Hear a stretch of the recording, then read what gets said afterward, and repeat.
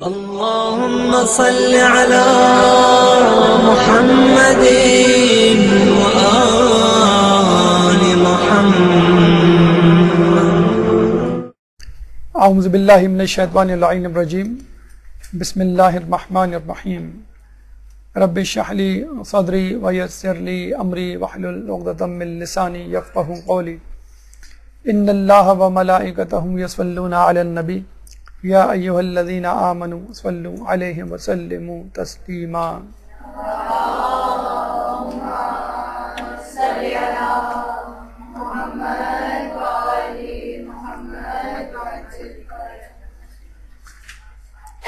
آج 27 ذی القعدہ ہے اور آج سے 2 دن بعد 29 ذی القعدہ ہوگی، اور یہ 29 ذی القعدہ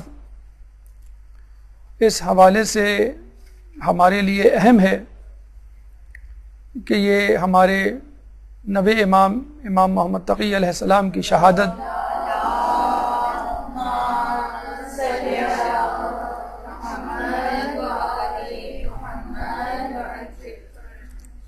کا دن ہے، اور یہ ہماری ریت ہے، اہل بیت کی سنت ہے، ہماری ثقافت ہے، ہمارے مذہب کا ایک حصہ ہے کہ جب کسی امام کی ولادت یا شہادت آتی ہے تو ہمارے رنگ و انداز بدل جاتے ہیں. اگر غم کا دن ہوتا ہے تو ہم غمگین ہو جاتے ہیں، اور اگر خوشی کا دن ہوتا ہے تو ہم فرط مسرہ سے جھوم اٹھتے ہیں. یہ ایک کم ترین اظہار ہے اپنے تعلق کا اہل بیت سے کہ اہل بیت کی خوشیوں میں ہم خوش ہیں اور اہل بیت کے غم میں ہم غمگین، کیونکہ ہم ان کے چاہنے والے، ان کے ماننے والے ہیں. لیکن بلند ترین اظہار اس محبت کا یہ ہے کہ ان کے چاہنے والے ان کے نقش قدم پر چلیں، ان کی حیات طیبہ پر عمل کریں. اور یہ اسی وقت ممکن ہے کہ جب ہمارے پاس ان کے بارے میں کما حقہ علم ہو، ان کے بارے میں معلومات ہو، ان کی سیرت طیبہ کے مختلف پہلوؤں سے آشنائی ہو. امام نے کس وقت، کہاں، کب کیا کیا تھا، کس موقع پر کون سا عمل انجام دیا، کس صورتحال میں کس حکمت عملی کو اپنایا، اپنے دوستوں سے کیا سلوک کیا، دشمنوں سے کیا برتاؤ رہا.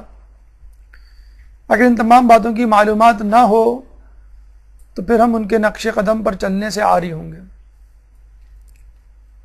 ان کی سیرت طیبہ پہ کس طرح آگاہی حاصل ہو، تو یہ بہترین دن ہے، بہترین ایام، بہترین موقع کہ جب بھی امام کی ولادت یا شہادت آئے تو اس امام سے متعلق، ان کی سیرت طیبہ سے متعلق، ان کے اقوال حکیمانہ سے متعلق فوری طور پر معلومات حاصل کر لی جائے، اور اپنا یہ ٹارگٹ، یہ ہدف بنایا جائے کہ اس قسم کے دروس کو، اس قسم کی مجالس کو جس میں متعلقہ ایام سے مربوط امام کی ولادت یا شہادت منائی جا رہی ہو، اس کو بہت سنجیدگی سے لیا جائے، فقط خیر و برکت کا ذریعہ نہ بنایا جائے بلکہ علم و آگاہی کا ذریعہ بنایا جائے، علم و عمل کا ذریعہ بنایا جائے کہ جو کچھ ہم سن رہے ہیں اس پر ہمیں عمل بھی کرنا ہے. عمل کریں گے تو ہماری معرفت میں اضافہ ہوگا، معرفت میں اضافہ ہوگا تو ایمان مزید پختہ ہوگا. آئیے نبی امام محمد تقی علیہ السلام کی سیرت طیبہ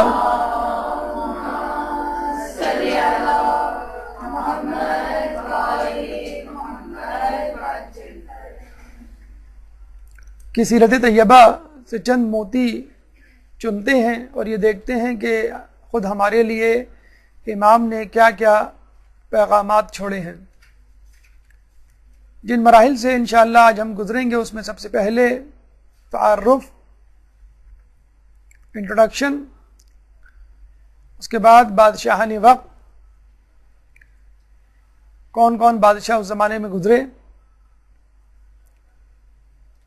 امام کا بچپن کس طرح گزرا، امام کی علمی خدمات کیا کیا تھیں، کون کون سی کرامات آپ کے دست اقدس سے ظہور پذیر ہوئے، اخلاق حسنہ کیا کہتی ہے، ازدواجی زندگی میں کیسا برتاؤ رکھتے تھے، اور شہادت کیسے کیوں کر کس ماحول میں ہوئی، اور اس کے بعد چند اقوال حکیمانہ۔ گفتگو کا پہلا مرحلہ امام کا تعارف۔ ایک درود پڑھ دیجئے محمد والے محمد۔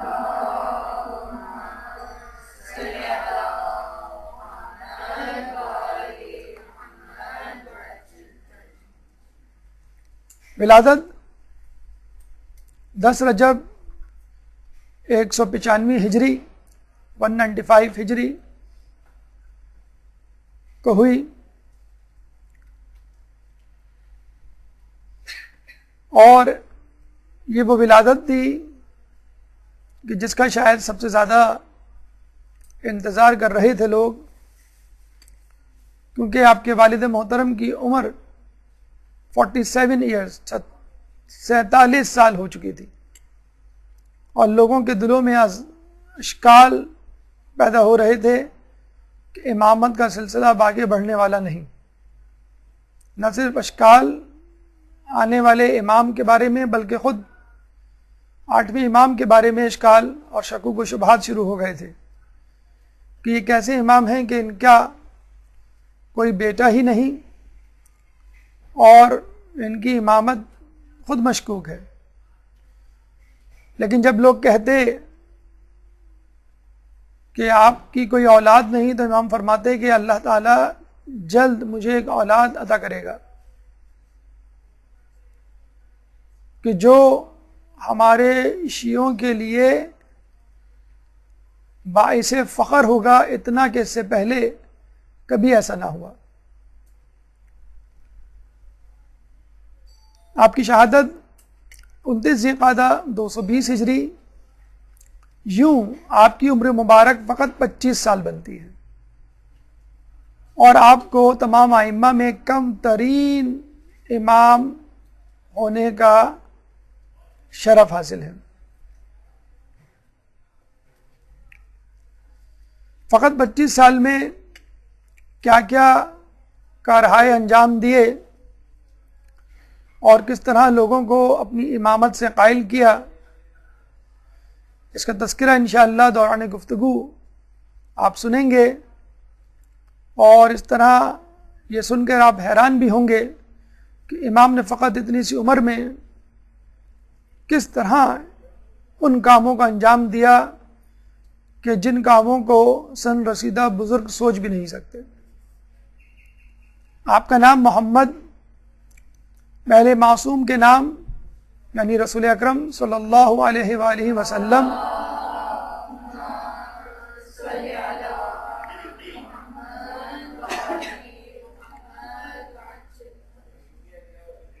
آخری معصوم خود امام زمانہ امام محمد مہدی، اللہم صلی علی محمد وآل محمد۔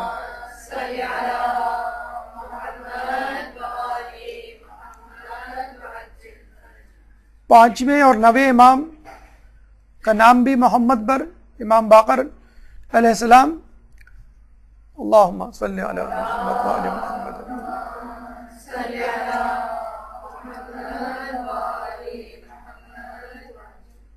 تو محمد کے ناموں کی قطار، ایک ہی خاندان میں کئی محمد۔ تو پہلے تو یہ بات ذہن میں رکھ لیجئے کہ اہل بیت کا نام رکھنا خود اہل بیت نے ہمیں سکھایا ہے۔ ہم اپنے خاندان میں اگر کوئی نام پہلے سے موجود ہو تو نہیں رکھتے، کہ یہ نام تو بہت کامن ہے، عام ہے، ہم اس نام کو نہیں رکھیں گے۔ اور اہل بیت کیا یہ عالم ہے کہ ایک خاندان تو کیا ایک ہی گھر میں 2 نام کے علی، علی اکبر، علی اصغر، ایک ہی گھر میں 3 نام کی فاطمہ، فاطمہ صغرا، فاطمہ کبریٰ، فاطمہ وسطیٰ۔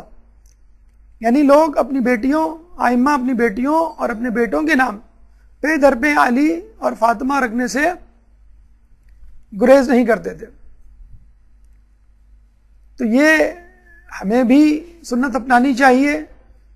اہل بیت کے نام، معصومین کے نام چاہے کتنے ہی زیادہ ہوں، ان کو رکھنے سے، ان کو پکارنے سے، ان کو سننے سے کبھی بھی دل نہیں بھرتا.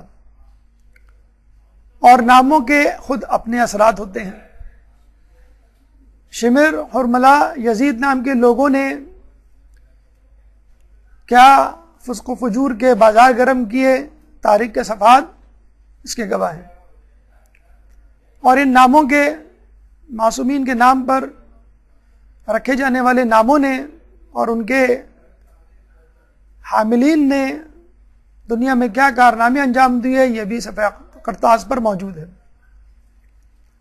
لیکن لفظ محمد کی قطار اور تکرار ہمیں ایک حدیث کی طرف متوجہ کر رہی ہے کہ جس میں محمد کو اول میں، محمد کو آخر میں، محمد کو اوسط میں قرار دینا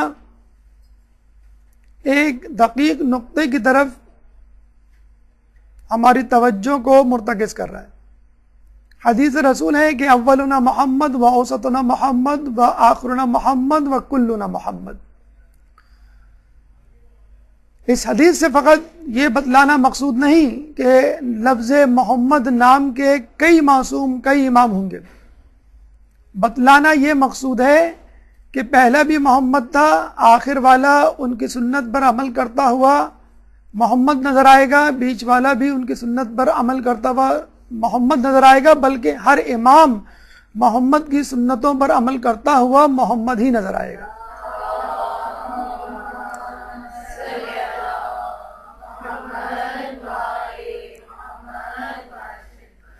یعنی ہمارے امام فقط نام کے ہی محمد نہیں بلکہ کام کے بھی محمد ہیں.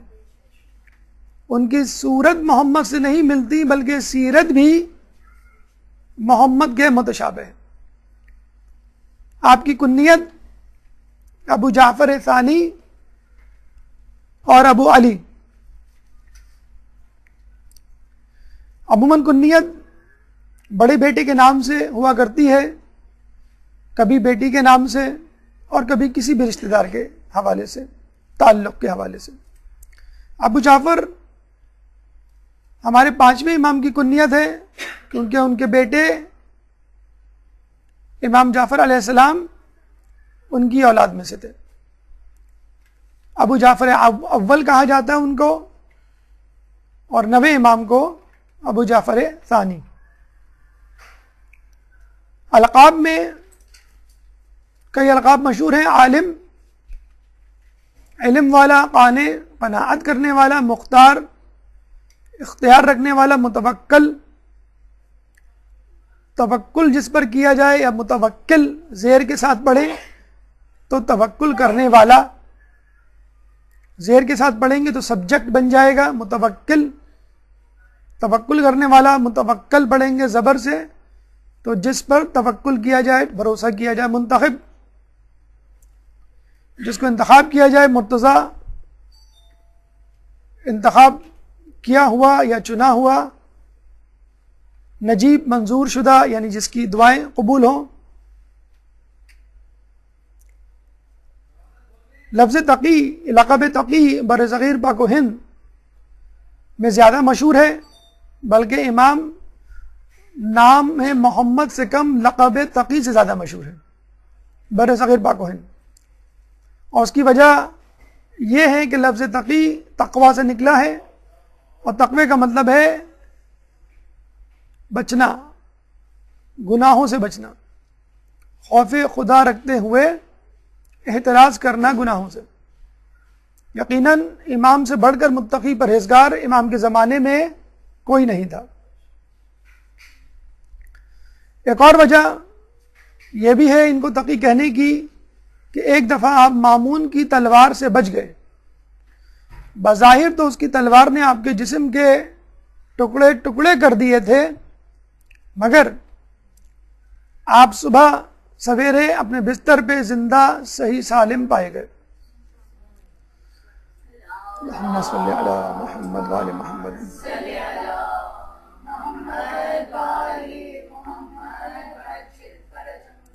جواد جود و سخا کرنے والا، سخی، فیاض،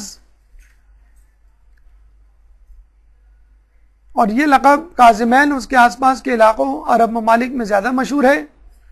وہاں پہ آپ کو امام تقی کی بجائے امام جواد کے نام سے زیادہ پہچانتے ہیں. تو جواد لقب کاظمین جو وہاں ان کا روضہ ہے اس کے آس پاس، اور تقی برصغیر پاک و ہند میں آپ کا مشہور لقب. والد 8ویں امام امام علی رضا علیہ السلام تھے.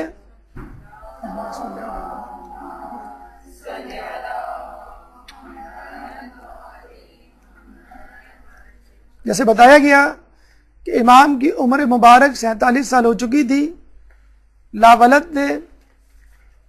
لوگوں نے طعنے دینے شروع کیے، شک و شبے کا اظہار کیا، یہاں تک آپ کی امامت میں بھی شک کر ڈالا. یہ آپ کے ماننے والوں کی بات ہو رہی ہے، جو آپ کو امام مانتے ہی نہیں تھے تو ان کا کیا کہنا. تو امام اپنے ماننے والوں کو بار بار یقین دلایا کرتے تھے کہ اللہ ان قریب مجھے ایک ایسی اولاد دے گا کہ جو موسیٰ سے مشابہت رکھتی ہوگی، جو عیسیٰ سے مشابہ ہوگی، جو یحییٰ کا مصداق ہوگی.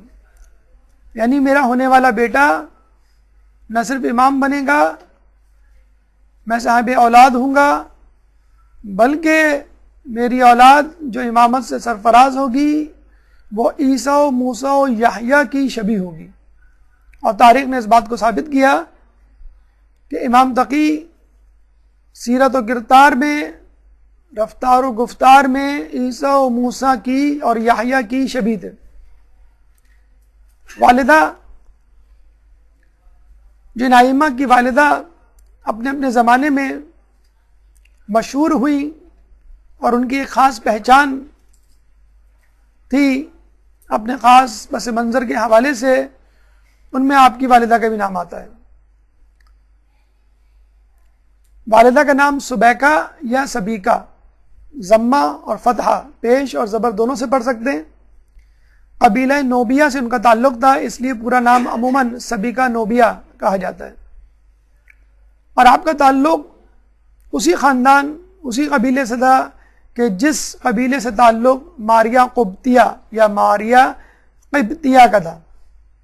ماریہ قبطیہ رسول اللہ کی زوجہ، پہلے عیسائی تھی اور بیزنٹائن امپائر، بیزنطینہ سلطنت اپنے زمانے میں 6 صدی ہجری میں بڑی مشہور تھی عراق کے آس پاس. اس کا ایک بادشاہ تھا مقوقس، جس کو رسول اللہ نے اسلام کی دعوت دی تھی تو اس نے رسول اللہ کو ہدیے میں یہ کنیز پیش کی تھی. ماریہ قبطیہ کو یہ اعزاز حاصل ہے کہ آپ محبوب ترین ازواج المطہرات میں شمار ہوتی تھیں، اور جناب خدیجہ سلام اللہ علیہ، اللہم صلی علی محمد علیہ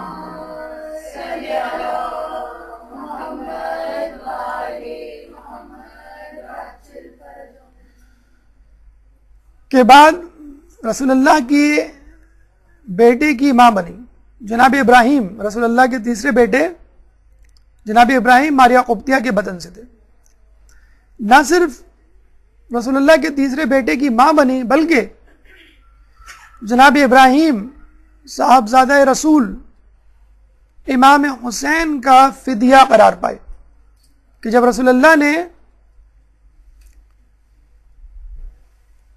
امام حسین کی جگہ اپنے بیٹے ابراہیم کو پیش کیا، کہ جب ان سے کہا گیا کہ تمہیں دونوں میں سے کسی ایک کی قربانی دینی ہے، تو رسول اللہ نے اپنے بیٹے ابراہیم کو اللہ کی راہ میں قربان کر دیا، اللہ کی راہ میں دے دیا، اور حسین کو، حسین مظلوم کو کربلا کے لیے بچا رکھا.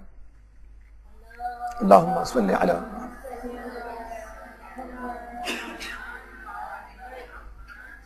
تو ماریہ قبطیہ اس جگر گوشے کی ماں تھیں جو فدیہ حسین قرار پایا. جس قبیلے سے آپ کا تعلق تھا اسی قبیلے سے امام تقی کی والدہ کا بھی تعلق تھا. قبط انگلش میں کوپٹ کہا جاتا ہے. تلفظ کا جو انداز ہے، جو مشابہت ہے، وہ بتلا رہی ہے کہ یہ ایک جیسے الفاظ ہیں. انگلش میں کوپٹ تھے، COPT، کوپٹ، عربی میں جا کے قبط بن گئے، اور مؤنث کے لیے قبطیہ استعمال ہونے لگا، مذکر کے لیے قبطی استعمال ہونے لگا. یہ قبیلہ ایجپٹ، مصر اور ساؤتھ افریقہ، نارتھ افریقہ، جنوبی افریقہ میں موجود ہے، اور آج بھی عیسائی دنیا کے سب سے زیادہ عیسائی اسی قبیلے سے تعلق رکھتے ہیں، جن کا مسکن، جن کا آبائی وطن مصر اور نارتھ افریقہ ہے. ان کے دیگر نام جو ہمیں تاریخ میں ملتے ہیں: سوسن، سکینہ یا سکینہ، مریسیہ، درہ. امام آپ کو خیزراں اور ریحانہ کے نام سے پکارا کرتے تھے. آپ کی کنیت ام الحسن تھی. امام کی 2 بیویاں تھیں،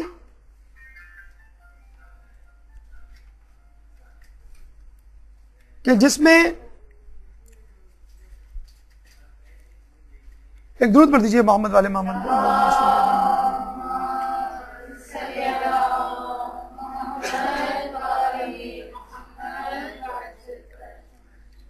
ایک مامون کی بیٹی اور ایک سبیکہ نوبیہ. اللہ تعالیٰ نے سبیکہ نوبیہ کو اولاد سے نوازا، اور وہ اولاد جو بعد میں امام بنی. اب آئیے بادشاہان وقت کی طرف کہ آپ کے دور میں کون کون بادشاہان وقت. ایک درود پڑھ دیجیے محمد والے محمد پر.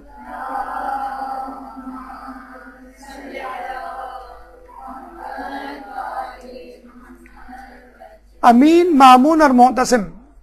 آپ کی ولادت کے وقت امین، جس کی بادشاہت 3 یا 4 سال رہی، جس کو قتل کرنے کے بعد مامون 20 سال تک بادشاہ رہا، اور اس کے انتقال کے بعد معتصم اس کا بھائی طاقت پر براجمان ہوا، اور اسی نے امام تقی علیہ السلام کو زہر سے شہید کیا. اب آئیے امام کے بچپن کی طرف. ایک درود پڑھ دیں محمد والے محمد.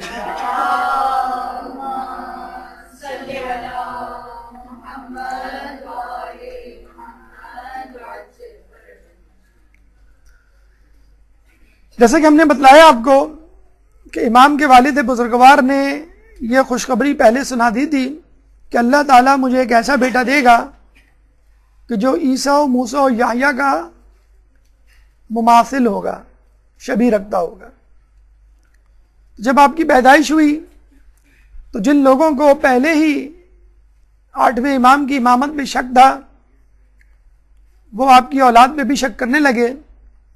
2.5 سال کی عمر میں کچھ لوگ شرارتاً آپ کو قیافہ شناسوں کی طرف لے گئے کہ معلوم کر سکیں کہ واقعی یہ امام کی اولاد ہے، نعوذ باللہ، یا امام نے جھوٹ موٹ ہمیں یہ بچہ متعارف کروا دیا ہے کہ اس کو ہم امام مان لیں. جب یہ قیافہ شناسوں کے درمیان گئے تو قیافہ شناس سجدے میں گر گئے، کہنے لگے بول اللہم صلی علی محمد.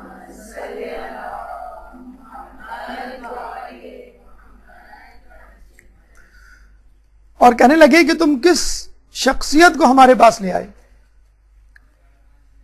واللہ یہ بچہ پاک و طاہر ہے، پاک و طاہر صلب سے ہے، اور یہ ذریت رسول اور علی کے علاوہ کسی ذریت سے نہیں ہو سکتا. اس اثنا میں امام جو اس وقت فقط 2.5 سال کے تھے گویا ہوئے اور اپنا پہلا تاریخی خطبہ تعارف کرواتے ہوئے دیا اور یہ کہا کہ خدا کا شکر ہے کہ اس نے ہمیں نور اپنے نور سے پیدا کیا اور اس کے بعد ہمیں امامت کے لیے منتخب کیا اور ہمیں اپنی وحی کا امین بنایا. میں محمد ابن علی رضا ابن موسیٰ کاظم ابن جعفر ابن محمد باقر ابن علی ابن حسین ابن امیر المؤمنین ابن ابی طالب ہوں اور ذریت فاطمہ بنت محمد سے ہوں.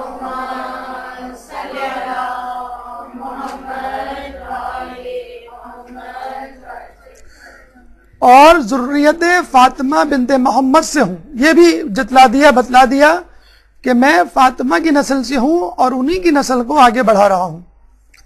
پھر فرمایا میں قیافہ شناسوں سے زیادہ جانتا ہوں اور تمام انسانوں سے زیادہ علم رکھتا ہوں. اگر باطل اور گمراہ لوگوں کے حملے کرنے کا ڈر نہ ہوتا اور اس بات کا شائبہ نہ ہوتا کہ اہل شرک و نفاق ہم پر ٹوٹ پڑیں گے، تو میں ایسی باتیں بتاتا کہ اولین و آخرین حیرت میں پڑ جاتے. اور اس کے بعد اپنے دہن مبارک پر اپنا ہاتھ رکھ کر فرمایا اے محمد تم بھی خاموش رہو جس طرح تمہارے آباء اکرام خاموش رہے، تم بھی صبر کرو جیسے انہوں نے صبر کیا، اور عنقریب لوگ وہ دیکھ لیں گے کہ جس کا ان سے وعدہ کیا گیا ہے، اور بے شک فاسق لوگ ہی خسارے میں رہنے والے ہوں گے. اس کے بعد اپنے سامنے کھڑے ہوئے ایک بزرگ کا ہاتھ تھاما اور مجمع چھٹتا رہا اور راستہ بنتا گیا، اور وہاں پہ موجود بزرگوں نے بے اختیار اپنی زبان سے یہ کلمہ جاری کیا واللہ اعلم حیث یجعل رسالتہ، اللہ ہی بہتر جانتا ہے کہ وہ اپنی رسالت کے امین کے لیے کس کو منتخب کرے. ایک درود پڑھ دے محمد والے.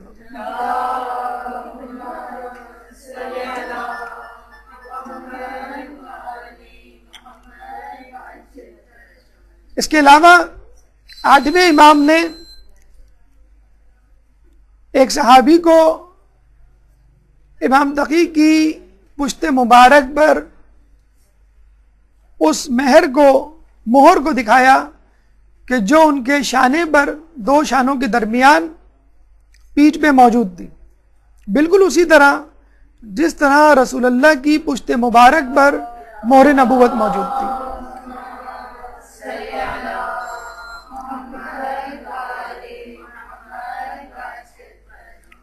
یہاں پر ہمیں عیسیٰ علیہ السلام کی یاد آتی ہے کہ جنہوں نے گہوارے میں کلام کیا جبکہ وہ چند مہینے کے تھے اور لوگوں کو مخاطب کرتے ہوئے یہ کہا قال انی عبد اللہ آتانی الکتاب وجعلنی نبیا. قال انی عبد اللہ، اور انہوں نے کہا کہ بے شک میں اللہ کا بندہ ہوں، آتانی الکتاب، اور مجھے اس نے کتاب دی، وجعلنی نبیا، اور مجھے اس نے نبی بنایا.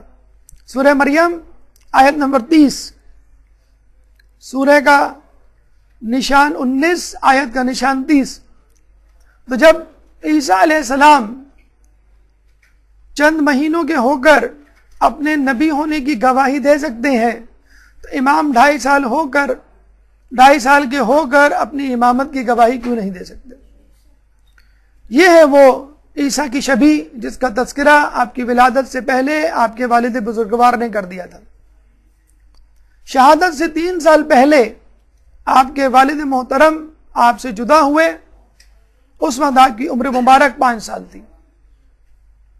یعنی فقط 5 سال کی عمر میں باپ کا سایہ آپ سے جدا ہو گیا، اور وقت شہادت آپ کی عمر، یعنی آپ کے والد کی شہادت کے وقت آپ کی عمر 8 سال تھی. اس کو 5 سال نہیں 8 سال کر لیں. یعنی جب جدا ہوئے تھے، کیونکہ وہ ان کو زندان میں ڈالا گیا تھا شہادت سے پہلے، آپ کی عمر 5 سال تھی اور وقت شہادت آپ کی عمر 8 سال تھی. آپ اندازہ لگا لیجئے کہ 8 سال کا بچہ جس کو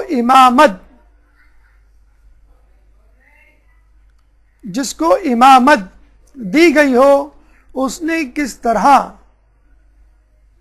اس امامت کو نبھایا ہوگا. سب سے پہلا کام یا کرامت جو ان سے ظہور ہوئی امام کی شہادت کے ساتھ کہ وہ باعجاز خداوندی طی الحج کرتے ہوئے مدینے سے خراسان آئے اور اپنے شہید والد کی تجہیز و تکفین میں حصہ لیا. کفن پہنانے کے بعد لوگوں سے یہ کہا کہ اب انہیں دفنانے کی تیاری کرو، اور یہ کہہ کر نماز پڑھا کر خود وہاں سے چلے آئے. بادشاہ نے سرکاری نماز جنازہ پڑھائی اور ان کی تدفین عمل میں آئی۔ تاریخ اس بات کی گواہ ہے کہ امام کو ولی عہدی دینے والا بھی مامون تھا اور امام کو شہید کرنے والا بھی مامون تھا۔ چنانچہ جب لوگوں کو اس بات کا علم ہوا کہ امام کو زہر دیا گیا ہے تو کسی کے ذہن میں بھی یہ شائبہ نہ تھا کہ مامون کے علاوہ کسی نے امام کو قتل کیا ہو۔ تمام لوگ اس بات پر متفق تھے کہ امام کو شہید کرنے والا، قتل کرنے والا خود مامون ہے۔ چنانچہ خطرے کی بو کو بھانپ کر اس نے اپنے دامن سے اس دھبے کو مٹانے کی کوشش کی اور امام کے صاحبزادے جو کہ اس وقت فقط 8 سال کے تھے بغداد طلب کر لیا کہ میں ان کو اپنا شاہی مہمان بناؤں گا، اپنے ساتھ رکھوں گا، عزت و تکریم دوں گا تاکہ لوگوں کے ذہنوں سے جو اشکال ہے وہ محو ہو جائے۔ یہ بادشاہوں کی ایک خباثت ہوا کرتی ہے کہ جب وہ کسی کو بلاتے ہیں تو محل میں آنے سے پہلے ان کو کہیں رکواتے ہیں، انتظار کرواتے ہیں کہ میں ابھی مصروف ہوں، بعد میں آنا، کچھ دیر کے بعد آنا، شام میں آنا، کل آنا، 1 ہفتے بعد آنا۔ کیا مصروفیت ہوا کرتی تھی بادشاہوں کی؟ شطرنج کھیلنا، شراب پینا، رقص و سرور کی محفلیں برپا کرنا، لہو و لعب کے سامان میں مشغول رہنا، یہ ان کی مصروفیت ہوا کرتی تھی۔ اور یہ تو فقط ایک بچہ تھے لوگوں کے سامنے، لڑکا تھے لوگوں کے سامنے، عام سا بچہ، عام سا لڑکا۔ تو مامون نے گویا ان کو کسی خاطر میں نہ لانے کا ارادہ کر لیا، اور غالباً یہ بھول گیا یا جان بوجھ کے اس نے ارادتاً ایسا کیا کہ اس اثنا میں وہ شکار کے لیے چل پڑا۔ جب شکار کے لیے نکلا تو راستے میں امام جو اس وقت 8 سال کے بچے تھے اور بچوں کے ساتھ کھڑے نظر آئے۔ باقی بچے کھیل رہے تھے اور امام ان کو دیکھ رہے تھے۔ ہوتا ہے شب و روز تماشا میرے آگے، بازیچہ احتفال ہے دنیا میرے آگے۔ تو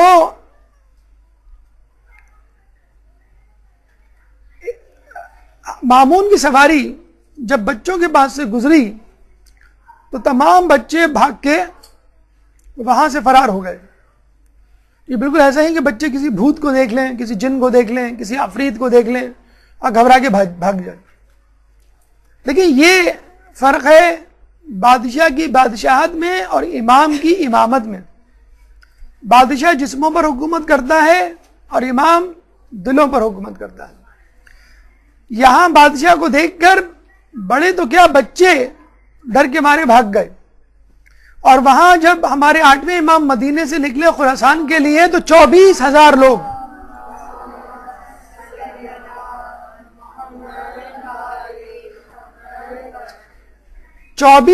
لوگ، آپ کے دیدار کے لیے دوڑے کہ ہمیں آپ کا دیدار کرنا ہے، ہمیں آپ سے رسول کی حدیث سننی ہے، ہمیں آپ سے استفادہ کرنا ہے۔ نہ صرف دیدار کے لیے دوڑے بلکہ قلم و کرتاس لے کر بھی دوڑے کہ ہمیں اس سفر میں ہمیں پڑھا لکھا دے۔ امام کے کہیں رکنے کا بھی انتظار نہیں کیا۔ تو کہاں 24,000 لوگ امام کے پیچھے بھاگ رہے ہیں، یہاں چند بچے بادشاہ کو دیکھ کے فرار ہو رہے ہیں۔ اور بادشاہ یہ سمجھا کرتے تھے کہ یہ ہماری شان و شوکت، یہ روب و دبدبہ ہے کہ جس کی کوئی تاب نہیں لا سکتا۔ جب بادشاہ کی سواری بچوں کے پاس سے گزری تو وہاں فقط امام کھڑے ہوئے نظر آئے۔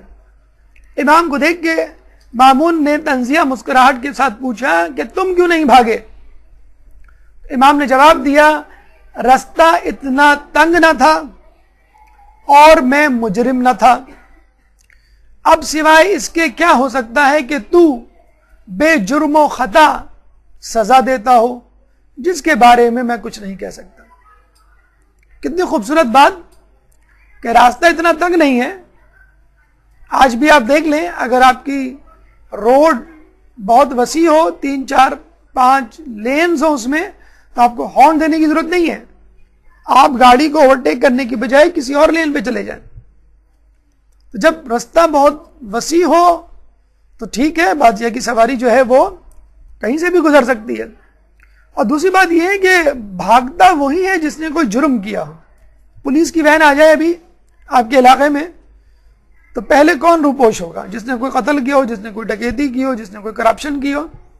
متقی پرہیزگار نیک آدمی اپنے گھر سے نہیں بھاگے گا، اپنی جگہ کو نہیں چھوڑے گا. تو جس نے کبھی کوئی ترک اولا ہی نہ کیا ہو، گناہ تو دور کی بات، تو وہ کیوں رستہ چھوڑ دے اور وہاں سے چلا جائے؟ جب امام نے جواب دیا کہ راستہ تنگ نہ تھا، میں گناہگار نہیں تھا سوائے اس بات کے کہ تو بے جرموں خطا سزا دیتا ہوں جس کے بارے میں کچھ نہیں کہہ سکتا. امام یہ جواب سن کر بہت حیران ہوا. یہاں پہ رک کر امام کا حسن زن دیکھیے. امام کس سے حسن زن کر رہے ہیں؟ اپنے باپ کے قاتل سے. یہ شخص ان کے باپ کو چند مہینے پہلے قتل کر چکا ہے. کس جرم میں؟ بغیر کسی جرم میں، بے جرم و خطا، اور پھر بھی امام کہہ رہے ہیں. تو یہ ہمیں حسن زن سکھلاتا ہے کہ امام اپنے باپ کے قاتل کے ساتھ حسن زن کر رہے ہیں. ہم اپنے گھر والوں، اپنے رشتہ داروں، اڑوس پڑوس اور دوستوں کے ساتھ حسن زن نہیں کرتے. امام نے جواب دے دیا. مامون حیرت زدہ رہ گیا، اپنے شکار پہ چل پڑا. ایک ہرن کو دیکھ کر اپنے باز کو اڑایا. واپسی میں وہ باز اپنے منہ میں ایک مچھلی لے کر آیا. مامون نے وہ مچھلی اپنے ہاتھ میں دبا لی اور واپسی میں وہیں سے گزرا جہاں سے آیا تھا. امام وہیں کھڑے ہوئے تھے. سوچا اس بچے کا دوبارہ امتحان لوں اور یہ کہا کہ بتاؤ میری مٹھی میں کیا ہے. دیکھیں، علمی طور پر کسی کو قائل کرنا اور علمی ہیبت کسی پہ ڈالنا اور بات ہے، اس کے لیے آپ تیاری کر سکتے ہیں. لیکن غیب کی خبر لانا یہ کام آدمی کا کام نہیں. یہ وہی کر سکتا ہے جو منتخب شدہ ہو، جو مرتضی ہو، جو امام ہو. امام نے کہا کہ خدا نے آسمان و زمین کے درمیان دریا پیدا کیے، اس دریا میں مچھلیاں پیدا کی، بادشاہوں کو ذوق شکار دیا، وہ شکار کے لیے نکلے اور اپنے ہاتھ کی مٹھی میں مچھلی کو بند کر کر ہم وحی کے امینوں کا اور ائمہ کا امتحان لیتے ہیں. جب بادشاہ نے پوچھا کہ تم ہو کون، مامون نے کہا کہ تم ہو کون، تو پھر اپنا تعارف کروایا کہ میں امام محمد تقی بن علی رضا علیہ السلام ہوں.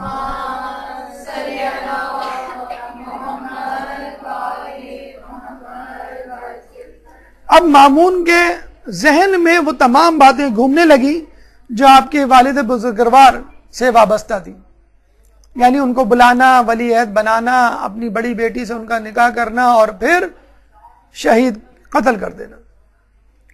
فوراً اس کو یاد آیا کہ میں نے تو بلایا اس لیے تھا کہ میں تعظیم و تکریم کروں گا تاکہ اپنے دامن سے قتل کا دھبا، خون کا دھبا مٹاؤں. چنانچہ اس نے فوراً ارادہ کیا کہ میں آپ سے اپنی چھوٹی بیٹی کا نکاح کروں گا، ام الفضل کا. اور ان کو وہ محل میں لے کر آ گیا. فوراً محل میں آ کے جب اس نے یہ اعلان کیا کہ میں اپنی چھوٹی بیٹی کا نکاح، بڑی بیٹی کا نکاح وہ کر چکا تھا ان کے والد محترم سے، 8ویں امام سے، اب چھوٹی بیٹی ام الفضل کا نکاح وہ دوبارہ کرنا چاہتا تھا ان سے. تو لوگوں نے جو ہے واویلا مچانا شروع کر دیا کہ آپ اس سے پہلے غلطی کر چکے ہیں، اور وہ غلطی اس سے پہلے کہ کسی بہت بڑے نقصان کا پیش خیمہ بندی، ہم نے اس غلطی کا کفارہ ادا کیا اور امام کو اپنے رستے سے ہٹایا. بڑی مشکل سے امام کا رعب و دبدبہ اور ہیبت اور فضیلت لوگوں کے دلوں سے محو ہوئی ہے. اب آپ نے ان کے بیٹے کو اپنا داماد بنانے کا ارادہ کر لیا ہے، جو پھر ایک خطرناک غلطی ہے. اور اگر پہلے امام ناکام ہوئے تو ہو سکتا ہے ان کا بیٹا کامیاب ہو جائے اور آپ کی خلافت خطرے میں پڑ جائے. لیکن امام مامون جو ہے اپنی بات پہ بضد تھا کہ نہیں، میں امام کے بیٹے کو اپنا داماد ضرور بناؤں گا. اور جب لوگ تھک ہار گئے تو امام مامون کو اس طرح قائل کرنے کی کوشش کی کہ آپ ضرور بنائیے، لیکن پہلے یہ ثابت تو کیجئے کہ یہ بچہ عالم ہے یا علم رکھتا ہے۔ یہ تو ایک بچہ ہے 8 سال کا نا عمر کم عمر لڑکا، اس کو تو کوئی علم نہیں، تو کس بنیاد پر آپ اس کو اپنا داماد بنا رہے ہیں؟ تو مامون نے کہا کہ ٹھیک ہے، ہم اس کی علمیت کا امتحان لے لیتے ہیں، اور اگر تم نے یہ ثابت کر دیا کہ یہ بچہ ہی ہے اور علم کچھ نہیں رکھتا تو ٹھیک ہے، ہم اپنا ارادہ تبدیل کر لیں گے۔ یہاں سے امام کی علمی خدمات کا سفر شروع ہوتا ہے۔ ایک درود پڑھ دیجئے محمد والے محمد۔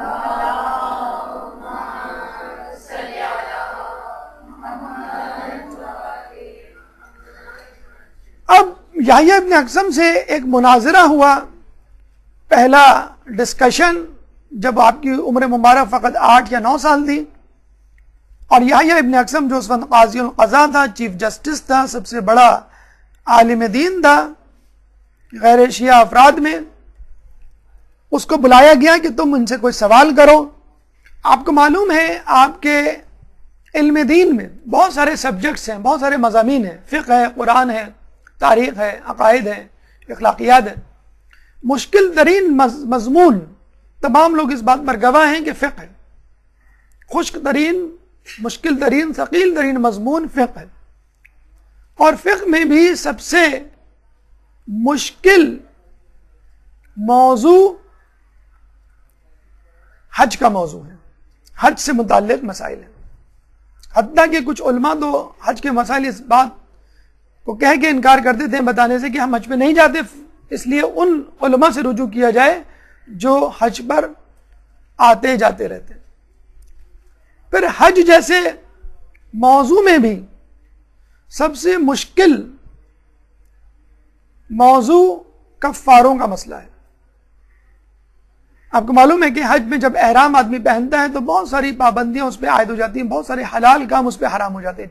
آئینہ نہیں دیکھ سکتا، وہ خوشبو نہیں وہ سونگھ سکتا، لڑائی جھگڑا نہیں کر سکتا، وغیرہ وغیرہ۔ تو اس نے امام سے کفارے کا مسئلہ پوچھ لیا کہ اگر ایک شخص حالت احرام میں شکار کرے تو وہ کیا کفارہ دے گا۔ اب آپ دیکھیے، ایک بچے سے اس کی عمر کو مد نظر رکھتے ہوئے چاہیے تو یہ تھا کہ پہلے کچھ آسان سوال پوچھے جاتے، جب وہ آسان سوالوں کے جواب دے دیتا تو پھر مشکل سوال۔ اس نے سوال ہی ایسا پوچھا کہ خدا نخواستہ وہ بچہ یہ سوال سن کر خاموش ہو جائے، چکرا جائے، لیکن وہ بچہ تو نہیں تھا، وہ تو امام تھا اپنے زمانے کا، وہ امام ناطق تھا، سامت بھی نہیں تھا۔ اگر 2 امام ہو تو ایک ناطق ہوتا ہے، ایک سامت ہوتا ہے۔ امام ناطق تھے، 8ویں امام کی شہادت ہو چکی تھی۔ امام تقی نے کہا کہ تمہارا سوال نامکمل ہے، ادھورا ہے۔ اس نے کہا کیسے؟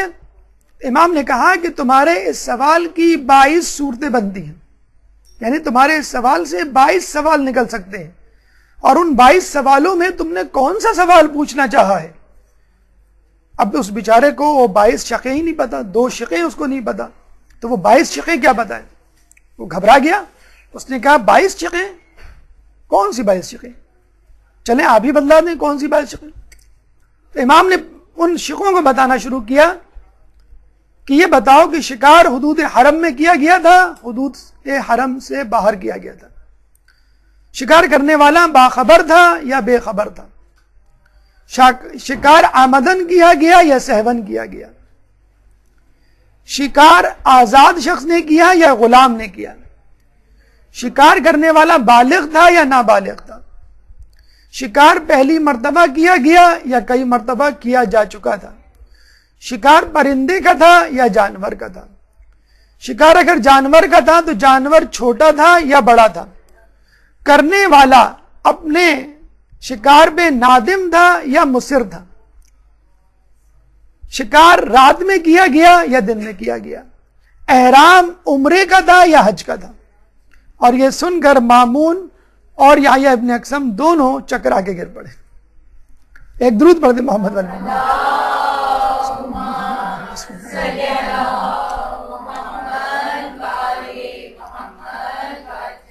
اسی وقت مامون نے حکم دیا کہ امام خطبہ نکاح شروع کریں، امام نے خود اپنا خطبہ نکاح پڑھا اور اسی وقت خطبہ نکاح ہوا، خطبہ نکاح کے بعد کھانا ہوا، اس کے بعد مامون نے کہا اب آپ ہی ان شقوں کی تفصیل اور کفارہ جات بتا دیں۔ تو امام نے ان کفاروں کو بتانا شروع کیا۔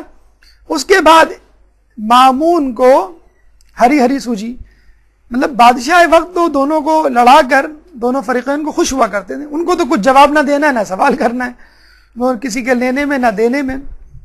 تو انہوں نے کہا کہ امام اس نے آپ سے سوال کر لیا، اب آپ اس سے سوال کریں۔ اب یا ابن اقسم کہ پریشان کہ مجھے تو سوال کرنا نہیں آتا تو میں ان کے سوال کا جواب کیا دوں گا۔ اچھا امام چاہتے تو پھر کوئی مشکل سوال کرتے، حج سے متعلق یا ایسا سوال جو بالکل یونیک ہو اور جس سے عموماً لوگوں کا واسطہ نہ ہو، لیکن بادشاہوں کا وزیروں کا واسطہ کس چیز سے ہوتا ہے؟ شراب، شباب، کباب، بس یہی چیزیں ہوتی ہیں۔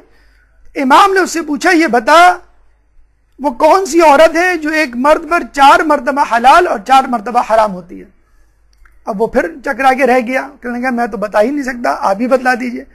تو امام نے کہا کہ اگر کوئی عورت کسی کی کنیز ہو تو وہ ایک شخص پہ حرام ہے، اگر وہ شخص اس کو خرید لے تو وہ کنیز حلال ہے، آزاد کر دے تو پھر حرام ہے، پھر عقد کر لے تو پھر حلال ہے، پھر صیغہ اظہار پڑھ لے یعنی یہ کہتے تو میری ماں جیسی تو اس پہ پھر حرام، کفارہ دے دے تو پھر حلال، طلاق دے دے تو پھر حرام، اور رجوع کر لے تو پھر حلال۔ تو چنانچہ امام کے سوال اور جواب سے پورا دربار مکمل طور پہ مطمئن ہو گیا کہ یہ لڑکا نہ صرف داماد بننے کے لائق ہے بلکہ خود مامون کی جگہ بیٹھنے کے لائق ہے، جیسے خود ان کے والد بزرگوار کے بارے میں کہا جا چکا تھا۔ ایک درود پڑھتے مامون۔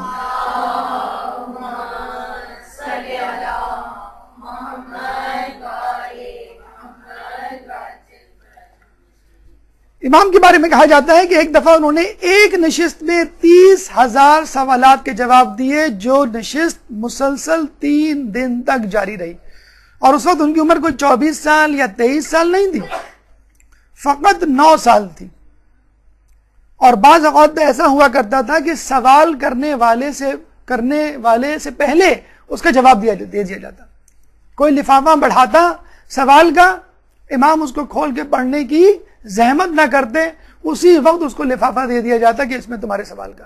یہ بتلا رہا ہے کہ امام فقط کسبی علم کے حامل نہیں تھے بلکہ وہ وہبی علم کے حامل تھے۔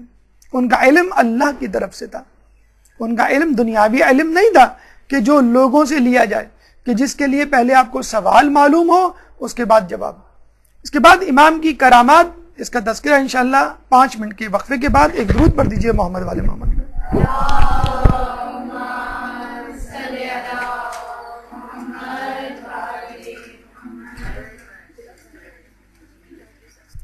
اعوذ باللہ من الشیطان الرجیم، بسم اللہ الرحمن الرحیم۔ سلسلہ گفتگو وہیں سے شروع کرتے ہیں جہاں ہم نے روکا تھا۔ ہماری گفتگو کا اگلا مرحلہ کرامات، جیسے کہ اس سے پہلے بھی ہم بیان کر چکے ہیں کہ علم و تقوی یا علم و عمل ان لوگوں کے لیے ثبوت امامت یا ثبوت نبوت ہوا کرتا ہے کہ جو خود تقوی و پرہیزگاری کی طرف راغب ہوں، شرافت کی طرف مائل ہوں، خواص الناس ہوں۔ لیکن عوام الناس کے لیے، جہلا کے لیے، فاسق و فاجر کے لیے یا کم علم لوگوں کے لیے، ضدی لوگوں کے لیے، دشمن لوگوں کے لیے پھر کرامات کا سہارا لیا جاتا ہے، جس سے بات بہت آسانی سے بہت کم وقت میں سمجھ میں آ جاتی ہے۔ کرامت یا معجزہ اور جادو میں یہ فرق ہے کہ جادو کے لیے تیاری کی جاتی ہے، خاص مقام اور خاص وقت کا تعین کیا جاتا ہے، جادو نظر کا دھوکہ ہوا کرتا ہے، اور آسمانوں پر جادوگروں کا بس نہیں چلتا۔ کرامت کے لیے تیاری کی ضرورت نہیں، مقام اور وقت یا امر طے کرنے کی ضرورت نہیں، کسی بھی وقت کہیں بھی نبی یا امام یہ معجزہ یہ کرامت کر کے دکھا سکتا ہے، نظر کا دھوکہ نہیں، حقیقت ہوا کرتا ہے، اور آسمانوں پر بھی نمودار ہو جاتا ہے، جیسے شق القمر کا واقعہ۔ ایک بہت دلچسپ، بہت مختصر سا واقعہ، لیکن اس میں کئی نکات پوشیدہ ہیں۔ ہم اپنے زمانے میں یہ سمجھتے ہیں کہ شاید یہ ہمارے زمانے کا فسانہ، من گھڑت بات ہو، میتھ جسے کہتے ہیں انگلش میں، کہ لوگ شیعوں کے گھر کا پانی نہیں پیتے، شیعوں کے گھر کھانا نہیں کھاتے۔ عجیب و غریب غیر شیعہ افراد میں یہ بات مشہور ہے کہ شیعہ حضرات شاید کچھ ملا کے دے دیتے ہیں۔ کچھ لوگوں نے اس سے بڑھ کر یہ کہا کہ تھوک کے پلاتے ہیں۔ ایک ہم نے پڑھے لکھے ڈاکٹر دوست سے جب اس بارے میں پوچھا تو ہمیں یہ توقع تھی کہ بہتر جواب ملے گا۔ اس نے کہا یار کہہ تو نہیں سکتے، لیکن ہم نے سنا ہے، ہماری فلاں پھپھو بتایا کرتی تھی، وہ کسی پڑوس میں جایا کرتی تھی، وہ شیعہ تھے، وہ ان کو روزانہ پان کھلایا کرتی تھی۔ ایک دفعہ ان کی غیر موجودگی میں جب پان کھول کے دیکھا تو کتے کے ساتھ چوہے کی مینگنیاں بھی۔ تو لوگوں نے ایسی ایسی عجیب باتیں مشہور کر رکھی ہیں کہ یہ کیوں ہیں باتیں مشہور کر رکھی کہ اگر آپ اول تو کسی شیعہ سے دوستی کرنی ہی نہیں ہے، راہ و رسم بڑھانا ہی نہیں ہے، رشتے ناتے تو بہت دور کی بات، اگر دوستی ہو جائے جیسے کلاس میں، بزنس میں، آفس میں، مجبوری میں، تو زیادہ دیر نہیں بیٹھنا۔ اب زیادہ دیر بیٹھنے کا مطلب کیا ہے؟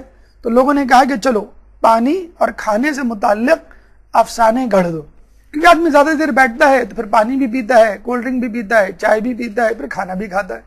تو جب آپ ان پہ یہ پابندی لگا دیں گے کہ شیعوں کے گھر کا پانی اور کھانا نہیں کھانا، نہ پانی پینا، تو وہ زیادہ دیر بیٹھنے کی نوبت نہیں آئے گی۔ جب زیادہ دیر نہیں بیٹھو گے تو اظہار خیال نہیں ہوگا، تبصرہ تذکرہ نہیں ہوگا، مناظرہ نہیں ہوگا، گفتگو شنید نہیں ہوگی، ایک طرف کا نظریہ دوسری طرف منتقل نہیں ہوگا۔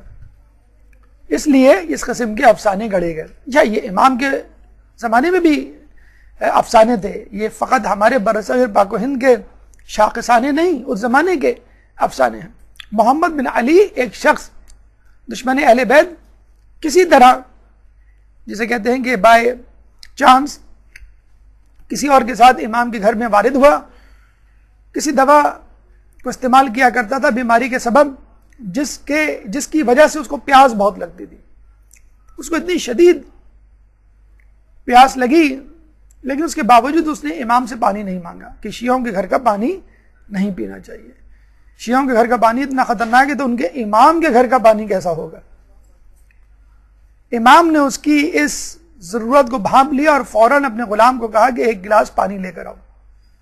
جب وہ پانی لے کر آیا، غلام تو بے تابانہ شدت پیاس کو برداشت نہ کر سکا اور وہ پانی پی گیا۔ اور اس کے بعد یہ حیران بھی ہوا کہ شیعوں کے امام کو میرے دل کا حال کیسے پتہ چل گیا۔ یہاں پر ہم صرف یہ کہیں گے کہ ہم ان لوگوں کے ماننے والے ہیں کہ جو اپنا لعاب یعنی تھوک کنویں میں ڈالیں تو پانی شیریں ہو جائے، چشم میں لگائیں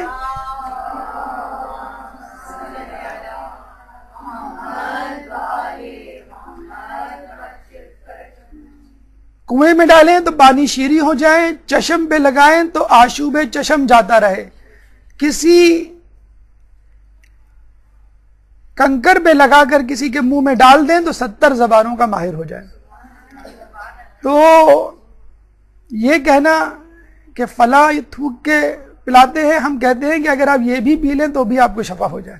اول تو ہم نہیں کرتے ایسے، لیکن ہم جن کے ماننے والے ہیں ہمیں پورا یقین ہے کہ ہمارے لعاب میں بھی اللہ نے کچھ نہ کچھ تاثیر رکھی ہوگی۔ ایک درود پڑھ دیں محمد والے محمد۔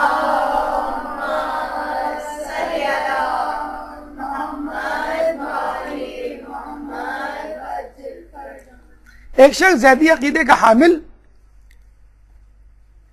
امام کی امامت پہ یقین نہیں رکھتا تھا۔ اس زمانے میں کچھ لوگوں نے 8ویں امام کو امام نہیں مانا، کیونکہ اس سے پہلے ہمارے 7ویں امام زندان میں تھے 14 سال۔ اور آپ کو میں نے بتایا بھی ہوگا کچھ لوگوں کے پاس امام کے پیسے تھے، بیت المال، خمس، صدقہ، زکوٰۃ وغیرہ کے، تو ان پیسوں کو ہڑپ کرنے کے چکر میں امام کی امامت سے انکار کر دیا کہ دینے پڑ جائیں گے، اور قیامت میں جو لینے کے دینے پڑ گئے تو کیا ہوگا یہ لوگوں کا احساس نہیں۔ چنانچہ ایک شخص جو نہ 7ویں امام کا قائل تھا نہ 8ویں کا. جب وہ امام کے گھر کے پاس سے گزرا تو دیکھا لوگوں کا ایک ہجوم ہے, امام کی عزت و تکریم کے لیے تانتے بنے ہوئے. تو دیکھ کر مسکرایا کہ دیکھو کتنے بے وقوف احمق لوگ ہیں کہ ایک بچے کو عزت دے رہے ہیں.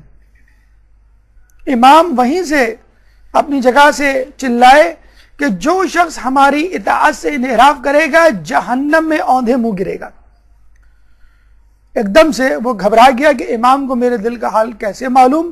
فوراً اس کے دل میں یہ خیال آیا کہ مجھے لگتا ہے کہ ان کو جادو بھی آتا ہے. دوبارہ امام گویا ہوئے, یہ تمہارا خیال باطل ہے, اپنے عقیدے کی اصلاح کرو. چنانچہ فوراً آپ کے قدموں میں گر پڑا اور کہنے لگا کہ میں آپ کی امامت پر ایمان لایا. اسی طرح کا واقعہ خود رسول اللہ کے لیے حوالے سے بھی ملتا ہے. جب ابو سفیان مکے میں مدینے میں ملنے آیا اور معافی تلافی کی درخواست کی اور رسول اللہ نے قبول کر لیا اور وہ مسلمان بھی ہو گیا, جب جانے لگا تو دل میں خیال آیا کہ میں نے خواہ میں محمد کی بیعت کی, ایمان لایا. اگر تھوڑی سی کوشش کر لیتا, لوگوں کو تیار کر لیتا تو محمد پہ غالب آ جاتا. نہیں, بلکہ اس نے یہ سوچنا شروع کیا اگر تھوڑی سی محنت کر لیتا تو رسول کے خیمے سے آواز آئی تو تب بھی تو مجھ پر غالب نہ آتا. پیچھے مڑ کر دیکھا تو حیران اور پریشان کہ رسول تو تھے نہیں, رسول نے میرے دل کا خیال کیسے جان لیا. تو آپ دیکھ لیجئے ہمارے ائمہ کی کرامات میں, معجزات میں جھلک ہے, ایک مشابہت ہے, ایک تمثیل ہے خود رسول کی اور ان سے پہلے انبیاء کی بھی. تو کس طرح یہ رسول اور نبیوں کی ذریت نہ قرار پائیں. اب آئیے امام کے اخلاق کی طرف چلتے ہیں. چند موتی اپنی عملی زندگی کے لیے یہاں سے چنتے ہیں. ایک درود پڑھ دیجئے محمد والے محمد صلی اللہ علیہ وسلم.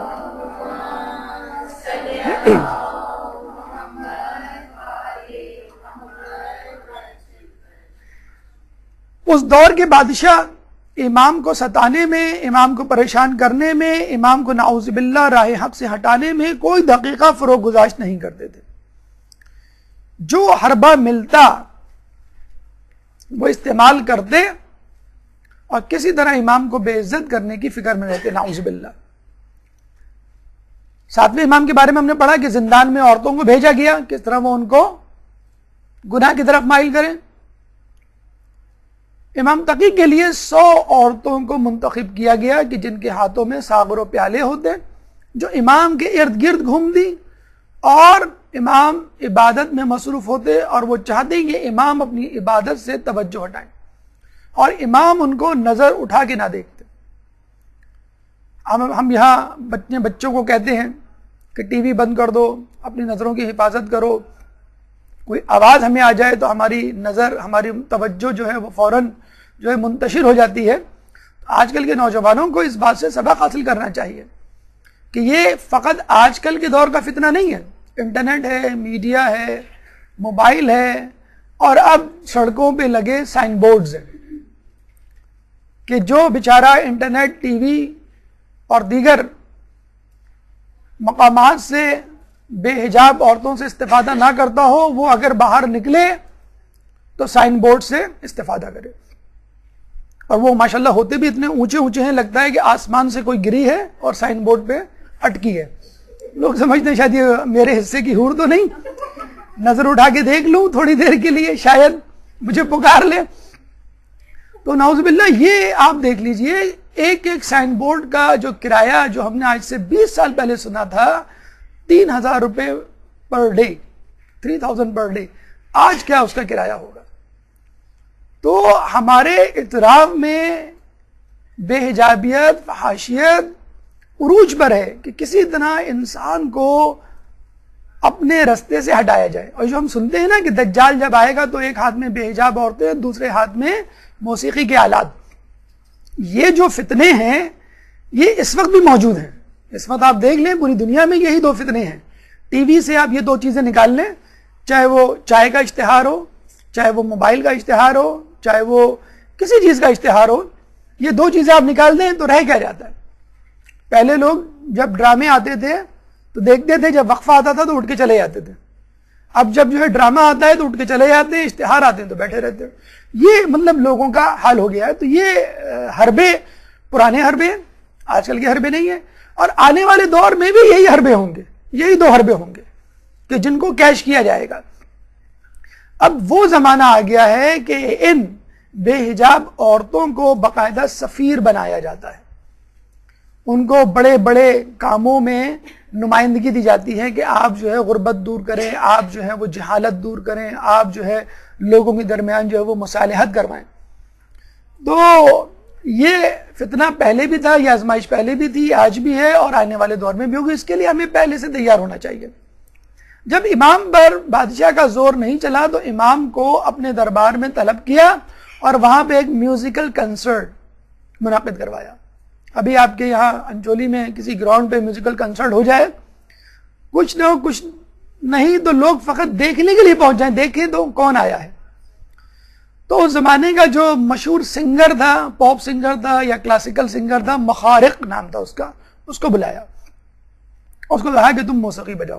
عورتیں پھر موسیقی، یعنی جو فسق و فجور کا ماحول ہو سکتا ہے وہ بادشاہ نے وہاں پہ روا رکھا۔ امام بیٹھے رہے، ان کی نظریں نیچی رہیں، اپنی عبادت میں مصروف رہے، اور ایک دفعہ جب بدتمیزی عروج پر ہو گئی، یعنی مامون اور وہ جو دیگر افراد ہیں جنہوں نے رکنے کا نام نہیں لیا، تو امام نے نظر اٹھا کے اس شخص یعنی مخارق کو کہا کہ اے بوڑھے شخص، بلکہ یہ کہا کہ اے بڑی داڑھی والے شخص۔ اس زمانے میں داڑھی رکھنا فیشن تھا، لوگ جو ہے داڑھی رکھ کے سارے کام کیا کرتے تھے۔ تو آج کل تو یہ ہوتا ہے کہ داڑھی والوں سے یہ توقع کی جاتی ہے کہ وہ گناہ نہ کریں، اس زمانے میں وہ ثقافت تھی۔ تو اے بڑی داڑھی والے شخص، کیا تجھے خوف خدا نہیں؟ یہ سنتے ہی مخارق کے ہاتھ سے تنبورا، جو اس زمانے کا گٹار ہوا کرتا تھا، وہ گر گیا اور ہمیشہ کے لیے اس کا حاج فالج زدہ ہو گیا۔ اب دیکھیے ہمارے امام میں یہ طاقت ہے کہ اگر پہلے سے فالج گرا ہو تو دعائے مشلول سکھا کر فالج صحیح کر دیں، دور کر دیں، ہاتھ صحیح کر دیں، اس کو دور کر دیں۔ اور یہ بھی طاقت ہے کہ ایک صحیح ہاتھ کو فالج زدہ بنا دیں۔ یہ ہے ہمارے ائمہ میں مشابہت، اولنا محمد و اوسطنا محمد و آخرنا محمد۔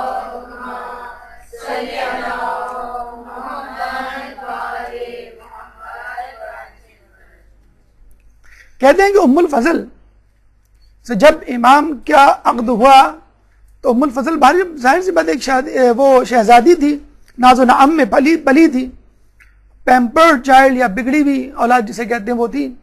امام کے ساتھ جب مدینے جانا پڑ گیا تو اس کو وہ سادہ سی زندگی، تقوی سے بھرپور زندگی، مطلب ایک تو وہ زمانہ تھا کہ جب کسی نے بی بی فضہ سے کہا کہ تمہاری جنت تو پکی، تم بڑی خوش قسمت ہو، تو اس نے کہا اے بدبخت، اہل بیت کی کنیزی کے بعد کس کو جنت کی پڑی ہے؟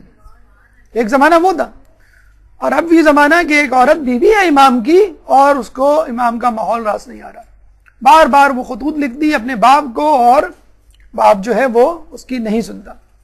ایک وقت جب غالباً امام بھی وہیں تھے، مامون کے پاس آئی، مامون اس وقت جو ہے نشے میں تھا اور اس نے شکایت کرنی شروع کر دی امام کی۔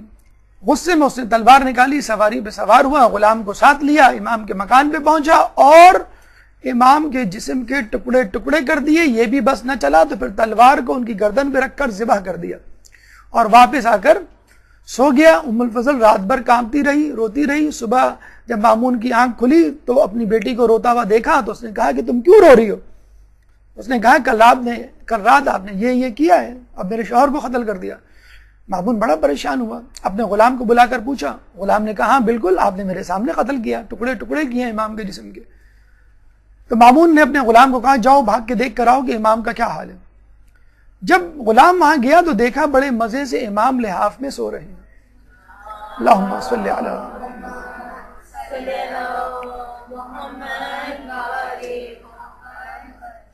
امام کو بیدار کیا کہ زندہ ہے یا نہیں، امام کو اٹھایا اور پھر مزید تصدیق کرنے کے لیے کہا کہ آپ کی قمیض میں لینا چاہتا ہوں تبرکن، کہ تاکہ اپنے ساتھ رکھوں، اپنے ساتھ مرنے کے بعد قبر میں لے جاؤں، کہ میرے لیے وسیلہ مغفرت بن جائے۔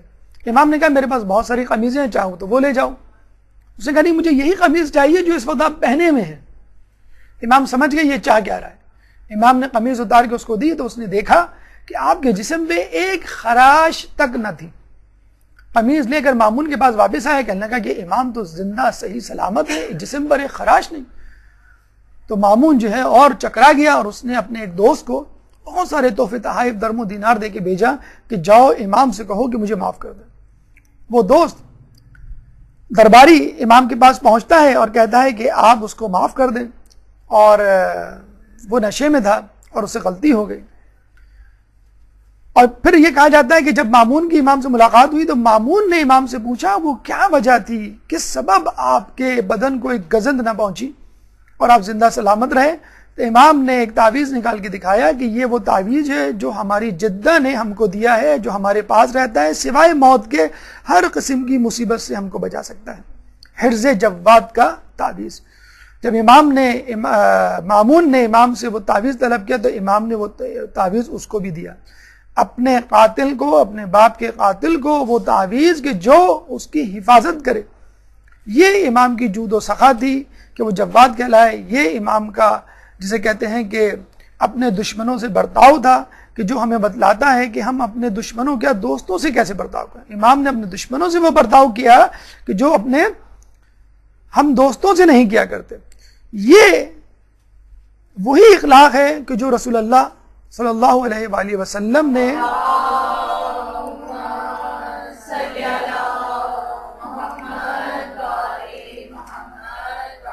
اپنے دشمنوں سے روا رکھا, کہ آج تک لوگ یہ نہیں فیصلہ کر پائے کہ کون رسول کا دشمن تھا, کون رسول کا دوست.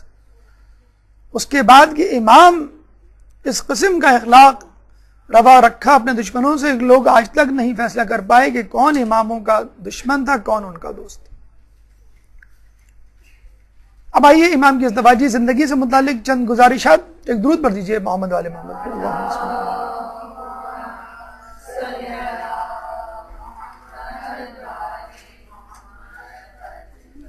آپ کی پہلی بیوی ام الفضل, مامون کی چھوٹی بیٹی, 2003 سے 2018 تک اس نے مسلسل مامون کو آپ کے بارے میں شکایت نامے لکھے, اور جب مامون کا انتقال ہو گیا تو اس نے اپنے چچا معتصم کے بادشاہ بننے پر دوبارہ ان کو خطوط لکھنے شروع کیے. معتصم نے جو ہے امام کو بغداد طلب کر لیا اور قتل کی سازش کو انجام دیا. ام الفضل گھبرائی, امام نے جاتے جاتے اس کو بددعا دی کہ تجھ کو ایک ایسا ناسور لگے گا کہ جو کسی سے ٹھیک نہ ہوگا اسی سے تیری موت ہوگی. اور امام کی شہادت کے بعد ام الفضل کو ایک ایسی بیماری لگی کہ اس کا سارا پیسہ اس بیماری کے علاج پر خرچ ہو گیا, لیکن وہ اس بیماری سے کبھی صحت یاب نہ ہو سکی. آپ کی دوسری بیوی سمانہ مغربیہ, ان کا تعلق بھی مغرب سے تھا. امام کی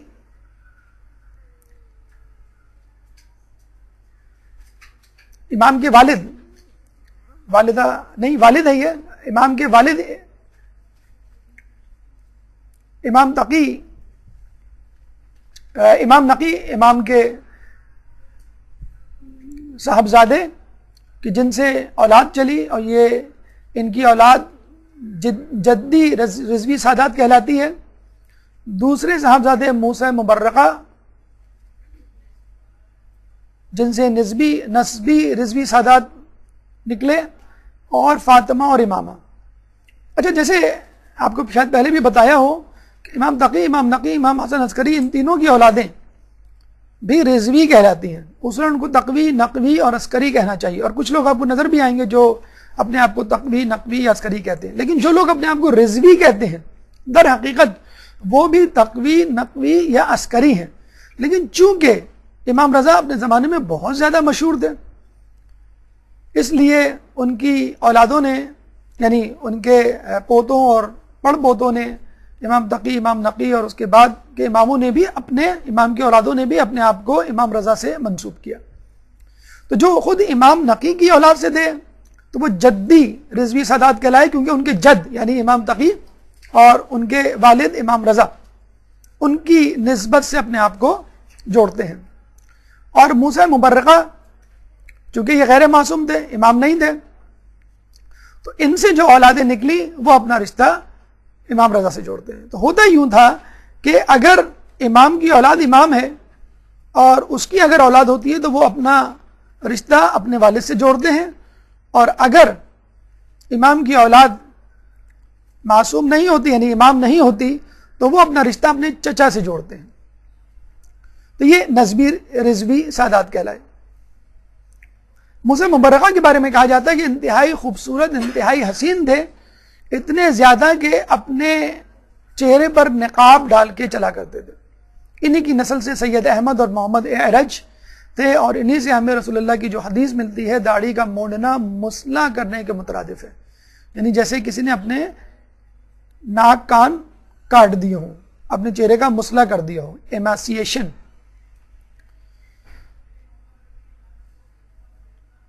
تو یہ مثل حسن یوسف ہوا کرتے تھے اپنے زمانے میں.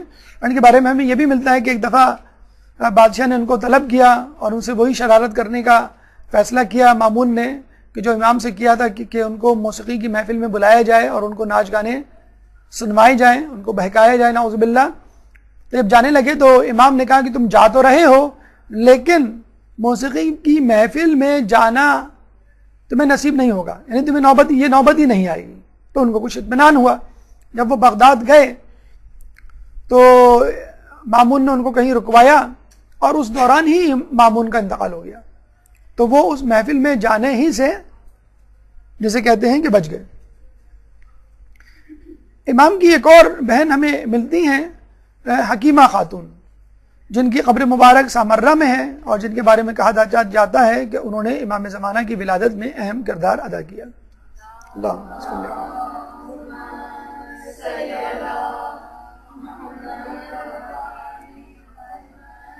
اب آئیے امام کی شہادت کی طرف. 29 ذی القعدہ امام کی شہادت، جس کو یوم تقویٰ سے بھی آپ منسوب کر سکتے ہیں.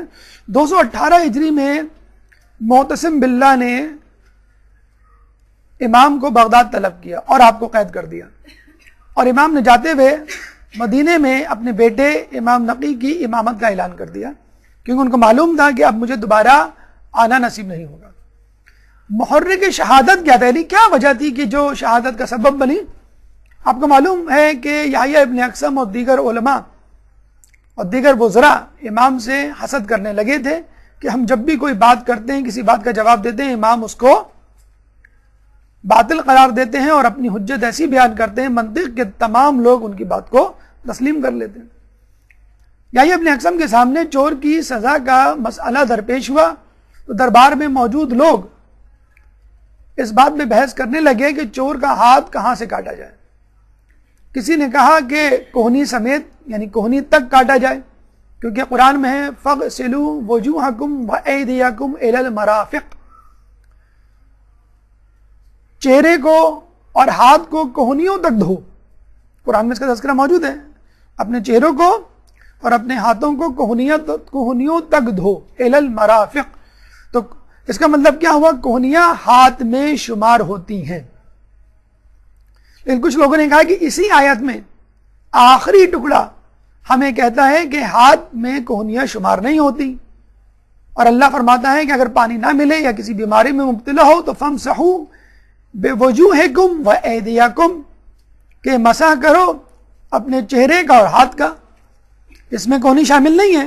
جب آپ مسح کرتے ہیں تو مسح ہتھیلی تک ہوتا ہے، کلائی تک ہوتا ہے. تو ہمیں چاہیے کہ چور کا ہاتھ کلائی تک کاٹیں. امام کو بلایا گیا، بھئی آپ بتائیں کہ کوہنی تک کاٹیں یا کلائی تک کاٹیں؟ تو امام نے کہا کہ نہ کوہنی تک نہ کلائی تک، چور کا ہاتھ فقط انگلیوں کی جڑ تک کاٹو، یعنی انگلیاں کاٹی جائیں. اور اب ایران، ابھی بھی آپ جائیں ایران میں، جب جو چور کی سزا ہے وہ انگلیوں کا کاٹنا ہے، اور سعودی عرب میں جو چور کی سزا ہے وہ ہتھیلیوں سمیت کاٹنا ہے. ابھی تک وہ بہرحال اس فلسفے پہ قائم ہے. ہمارے یہاں جو ہے انگلیوں کی جڑوں تک ہے. کیوں؟ امام نے کہا کہ حدیث کے مطابق اعضائے سجدہ 7 ہیں: دونوں پاؤں کے انگوٹھے، دونوں پاؤں کے گھٹنے، دونوں ہاتھوں کی ہتھیلیاں 6 اعضاء اور پیشانی 7 اعضاء ہیں. اگر تم اس کی ہتھیلی کاٹ دو گے تو اس کا سجدہ نہیں ہو پائے گا، وہ اپنے ایک اعضائے سجدہ سے محروم ہو جائے گا. یہاں ہمیں ثقلین کی اہمیت کا اندازہ ہوتا ہے کہ فقط قرآن پڑھ کر اس کا ترجمہ سمجھ کر اپنی قیاس پر عمل کر کے کوئی بھی ہدایت نہیں پا سکتا جب تک ثقلین میں سے دوسرا ثقل یعنی اہل بیت کی تفسیر اور تشریح اور توضیح اور تفصیل موجود نہ ہو. اور اس کے بعد یحییٰ بن اقسم نے وزراء کے ساتھ یہ چال چلی کہ اب بادشاہ کو بتلا دینا چاہیے کہ ہماری عزت تو آپ نے خاک میں ملا ہی دی، اب آپ کی باری ہے. جس طرح ان کے والد محترم نے مامون کے مقابلے میں آنے کی کوشش کی اور ان کی شہرت اتنی بڑی کہ قریب تھا کہ وہ مامون کو ہٹا کر قیام کرتے اور خود خلافت پہ قبضہ کر لیتے، حالانکہ ایسا کچھ نہیں تھا لیکن خوف تھا ان کو. تو جس طرح مامون نے قتل کر دیا، اب آپ کا جو ہے وہ وقت ہے، اب آپ کی باری ہے. اب ہماری وزارت، عزائیت، شہرت، عزت، علمیت سب خاک میں مل چکا ہے. اب لوگ آپ کی طرف دیکھ رہے ہیں کہ امام کم آپ کو اپنے تخت و تاراج سے محروم کریں، کیونکہ لوگوں نے یہ سمجھنا شروع کر دیا ہے خلافت کا حق امام تقی کو ہی ہے. چنانچہ اس نے وہی کچھ کیا جو اس سے پہلے کہ بادشاہ نے کیا کہ امام کو انگور میں زہر ملا کر دے دیا. کچھ لوگ کہتے ہیں کہ اسی چکوترے کا ایک شربت تھا، وہ امام کو بھجوایا اور امام کو کہا کہ یہ شربت جو ہے آپ نوش فرما لیں. ام الفضل نے واویلا مچایا کہ امام جو ہے وہ واویلا تھا، یا جسے کہتے ہیں کہ ایک ڈرامہ تھا لوگوں کو بتانے کے لیے کہ میں جو ہوں اس سازش کا حصہ نہیں یا مجھے افسوس ہے. تو امام نے ام الفضل کو بددعا دی کہ تو ایسے ناسور میں مبتلا ہوگی کہ جس سے تجھے چھٹکارا نہیں ہوگا. 29 ذی القعدہ 220 ہجری کو امام کو زہر سے شہید کیا گیا. تجہیز و تکفین امام نقی نے باعجاز خدا بندی مدینے سے بغداد آ کر طی الارض کر کے انجام دی. اور یہ ہمارے یہاں عقیدہ ہے کہ امام کو غسل و کفن معصوم ہی دیا کرتا ہے. تدفین یعنی سرکاری تدفین کہہ لیجئے واسق بن معتصب نے انجام دی. اور یہ ہوا کرتا تھا کہ پہلے امام کی جو ہے وہ تجہیز و تفکین اور نماز جنازہ امام پڑھا دیا کرتے تھے، اور پھر بادشاہ آ کر اعلان کیا کرتے تھے کہ اب ہم نماز جنازہ پڑھائیں گے اور ان کی تدفین کریں گے سرکاری طور پہ. یعنی سرکار کا ان کی شہادت یا موت میں کوئی ہاتھ نہیں ہے. آخر میں امام سے متعلق، امام سے منسوب چند اقوال حکیمانہ لیتے چلیں تاکہ ہم اپنی زندگیوں کو ان کے افکار سے سجائیں. ایک درود پڑھ دیں محمد والے محمد.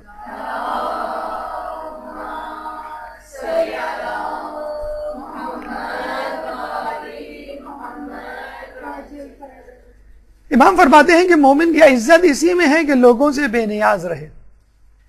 اسی طرح کی حدیث دیکھیں، اگر آپ تھوڑا سا غور و خوض کریں ہر امام کی سیرت طیبہ پر تو یقین کیجئے امام کی رفتار میں، گفتار میں، سیرت و کردار میں، نشست و برخاست میں، روز و شب، میدان جنگ یا گھر، ہر جگہ ہر وقت امام میں کوئی نہ کوئی شبیہ ہمیں ضرور نظر آتی ہے دوسرے امام کی، رسول اللہ کی، یا اس سے پہلے انبیاء کی. اور ہمیں یقین ہو جاتا ہے جس طرح انبیاء منتخب ہوئے اس طرح امام بھی منتخب شدہ ہیں، کیونکہ ان کی سیرت میں بھی شباہت ہے، ان کی کرامات میں بھی شباہت ہے، ان کے اقوال میں بھی شباہت ہے. رسول کے پاس چند افراد آئے جانے کے وقت، کہنے لگے کہ ہمیں کوئی ایسی نصیحت کیجئے کہ جو فقط دنیاوی ہو، دین سے اس کا کوئی تعلق نہ ہو. کتنے عجیب لوگ ہوا کرتے تھے، کتنی عجیب نصیحت کی درخواست. رسول اللہ نے کیا کہا کہ دیکھو کبھی کسی سے کوئی چیز نہیں مانگنا. کتنی خوبصورت. آج ہمارا ملک اس بات پر تہیہ کر لے کہ ہم کوئی چیز امپورٹ نہیں کریں گے، تو کیا ہمارے پاس وہ تمام ذرائع نہیں کہ جس کو استعمال کر کے ہم ترقی یافتہ ملک بن جائیں؟ کیا ہمارے پاس گیس نہیں؟ کیا ہمارے پاس پیٹرول نہیں؟ کیا ہمارے پاس کاپر، سونے، چاندی کے ذخائر نہیں؟ کیا ہمارے پاس کوئلے کی بہتات نہیں؟ کیا ہمارے پاس دنیا کی 8 چوٹیوں میں سے 5 بڑی چوٹیاں نہیں؟ کیا ہمارے پاس ساحل سمندر نہیں؟ کیا ہمارے پاس چاروں موسم نہیں؟ کیا ہمارے پاس فصلیں اور زراعت کے لیے ماحول میسر نہیں؟ کیا ہمارے پاس تعلیم یافتہ لوگوں کی کمی ہے؟ کیا ہمارے پاس دولت یا دولت کی ریل پیل نہیں؟ کیا چیز ہے جو پاکستان میں نہیں؟ آج ہم تہیہ کر لیں کہ ہم باہر سے کچھ نہیں مانگیں گے، تو آپ دیکھیے کہ ہم کس طرح اپنے پیروں پہ کھڑے ہوتے ہیں۔ اسی طرح آج آپ یہ تہیہ کر لیں کہ میں کسی سے کچھ نہیں مانگوں گا۔ قرض یا پیسے کا لین دین ہمارے معاشرے میں کتنا عام ہو گیا ہے۔ پہلے لوگ ضرورت، مرض یا کسی بحران میں، ایمرجنسی میں پیسے مانگا کرتے تھے، قرض۔ اب جو ہے وہ اپنی لگژریز کے لیے قرض اور پیسے مانگا کرتے ہیں۔ پہلے لوگ جو ہے مرتے مر جاتے تھے لیکن اپنی بیماری، اپنی مصیبت کا اظہار نہیں کیا کرتے تھے۔ آج دو لوگ بیٹھ جائیں اور دیکھیں آپ 5 منٹ کے بعد ہر شخص اپنی زندگی کا رونا رو رہا ہوتا ہے۔ پیسوں کی کمی کا رونا، اولاد کی نافرمانی کا رونا، شوہر کی بے رخی کا رونا، ماحول کی بے وفائی کا رونا، ساس کے ظلم کا رونا۔ ہر شخص اپنی اپنی مصیبت کو لے کے اور امداد بھری ترسی ہوئی نگاہوں سے دوسرے کو دیکھ رہا ہوتا ہے کہ میری کسی طرح مدد کر دو۔ تو اگر آپ یہ تہیہ کر لیں کہ میں کسی سے، کہتے ہیں جب وہ افراد رسول سے جدا ہوئے تو راستے بھر اس پہ عمل کیا اور عمر بھر اس پہ عمل کرتے رہے کہ اگر چلتے چلتے گھوڑے پہ سواری کرتے ہوئے کوڑا زمین پر گر جاتا تو کسی سے کہتے نہیں، خود اٹھاتے۔